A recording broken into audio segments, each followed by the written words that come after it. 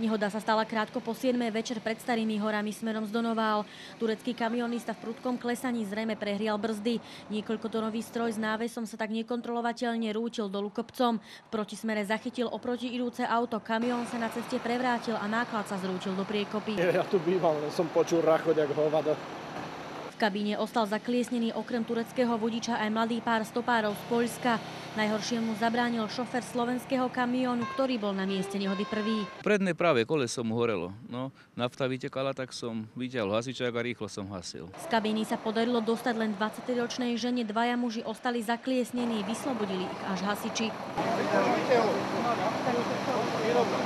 Videli, že vnútri sa nachádzajú dve zaseknuté osoby, ktoré sme museli vyprostiť s pomocou rozpínacích a strihacích hydraulických zariadení.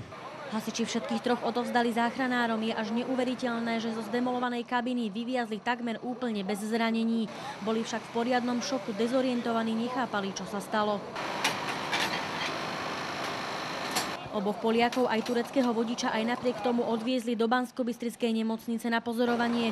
Vinníkovi nehody tu vzali krv, výsledky skúšky na alkohol zatiaľ nie sú známe. Hasiči sa museli popasovať s vytekajúcou naftou, hrozilo, že kontaminuje zdroj pitnej vody. Sme museli povolať aj ekovozidlo, utesnili sme nádrž a začali sme aj s prečerpávaním nafty do náhradných nádrží. Pre televíziu Katarína Juríčková.